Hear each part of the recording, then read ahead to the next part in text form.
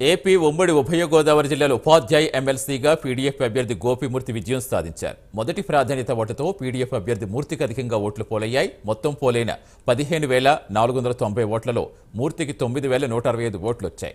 తన పట్ల అపార అభిమానం, నమ్మకంతో తనను ఎమ్మెల్సీ గెలిపించిన ఉపాధ్యాయులందరికీ ధన్యవాదాలు తెలిపారు.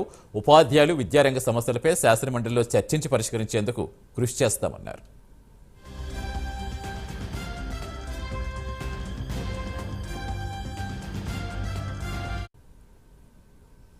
నాగర్ కర్నూలు జిల్లా బిజినపల్లి మండల కేంద్రంలో అయ్యప్ప స్వాములు ధర్నాకు దిగారు. ఆలయానికి సంబంధించిన మైక్ వైర్లు, బ్యానర్లు గుర్తులేని వ్యక్తులు దుండగులు ధ్వంసం చేశారు. దీంతో హిందువుల మనోభావాలు దెబ్బతిన్నాయంటూ అంబేద్కర్ చౌరస్తాలో అయ్యప్ప స్వాములు బైఠాయించారు. వాహన రాకపోకలకు సంభవించిన దీనికి కారణమైన వారిని తక్షణపై చర్యలు తీసుకోవాలని డిమాండ్ చేశారు.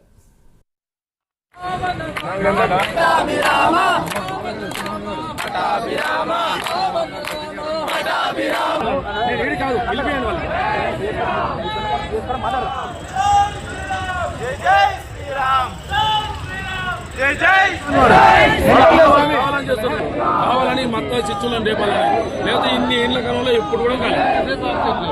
ఇన్ని ఏళ్ల కాలంలో ఎప్పుడు కాలేదు. పండ్ల వ్యాపారం చేస్తాడు. 3 బస్టాల్లో వాళ్ళు 3 డబ్బాలు పెట్టుకున్నారు.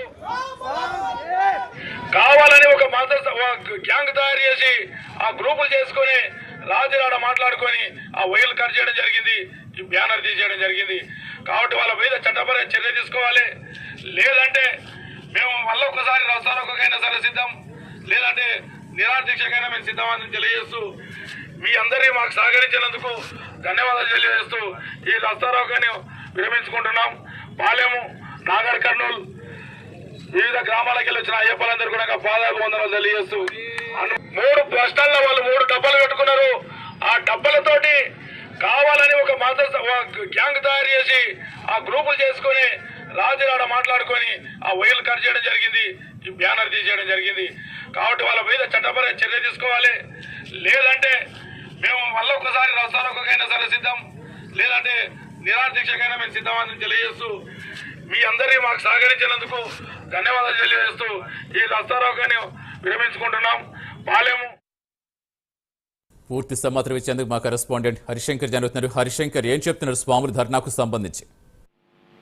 సతీష్, నాగర్ కర్నూలు జిల్లా బిజినపల్లి మండల కేంద్రంలో అయ్యప్ప స్వాములు ఈ రోజు రాస్తారోకో నిర్వహించారు. అయ్యప్ప స్వాములకు సంబంధించి తమ మనోభావాలు దెబ్బతీశారంటూ కూడా వాళ్ళంతా ఆరోపిస్తూ ప్రధాన చౌరస్తా వద్ద బస్సులతో పాటు ఇటు వచ్చే వెహికల్స్ అన్ని కూడా ఆపివేసినటువంటి పరిస్థితి ఉంది. ఈ నేపథ్యంలో నిన్న ఏదో అయ్యప్ప స్వాములకు సంబంధించినటువంటి ఒక ముస్లిం మైనారిటీకి సంబంధించిన సైకో వ్యక్తి గతంలో ఇతనిపై కూడా చాలా ఆరోపణలు ఉన్నాయి.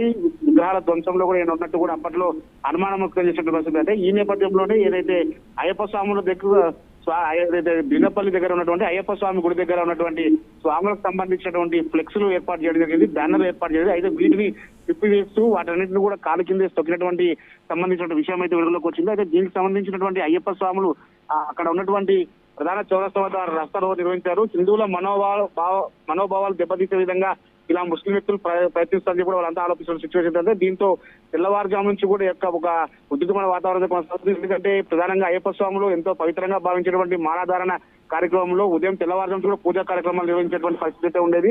అయితే ఈ నేపథ్యంలో ఉదయం నుంచి కూడా అయ్యప్ప స్వాములు పెద్ద ఎత్తున ఇటు బిజినపల్లితో పాటు చుట్టుపక్కల ఉన్నటువంటి మండలాల నుంచి కావచ్చు, జిల్లా కేంద్రం నుంచి కూడా తరలి వచ్చిన నేపథ్యంలోనే భారీ బందోబస్తు ఏర్పాటు చేశారు. దాదాపు 4-5 గంటల పాటు అక్కడ ఉన్నటువంటి బస్సు రాకపోకలకు తీవ్ర ఇబ్బంది ఏర్పడింది. ప్రధానంగా ఏదైతే వనపర్తి నుంచి ఇటు హైదరాబాద్ వెళ్లాలన్నా, నాగర్ కర్నూలు నుంచి హైదరాబాద్ వెళ్లాలన్నా ప్రధానమైనటువంటి బిజినపల్లి మండల కేంద్రం అది. అక్కడ పెద్ద ఎత్తున కూడా ఏదైతే స్వాములు ఆందోళన చేపట్టడంతో కూడా వాళ్ళంతా కూడా తీవ్ర ఇబ్బందులు అయితే ఎదుర్కొన్నటువంటి పరిస్థితి ఉంది. ఖచ్చితంగా దుండగులను అక్కడ ఉన్నటువంటి ఎవరైతే సైకో ఉన్నారో వాళ్ళని అరెస్ట్ చేసి తగిన చర్యలు తీసుకుంటేనే తమంతా కూడా ఈ యొక్క నిరసన కార్యక్రమం విరమిస్తామని కూడా వాళ్ళ అప్పటికే పోలీసులు అక్కడ చేరుకొని వాళ్ళందరితో మాట్లాడి ప్రస్తుతానికైతే సమస్యను సర్దుమణిగే విధంగా అయితే చేసినటువంటి situation Satish. Right, thank you Harishankar. Krishna జిల్లా గుడివాడలో మైనర్ బాలిక మిస్సింగ్ వ్యవహారం ఆలస్యంగా వెలుగు చూస్తుంది. 4 రోజుల క్రితం 16 ఏళ్ల మైనర్ బాలిక ప్రియాంక మిస్ కాగా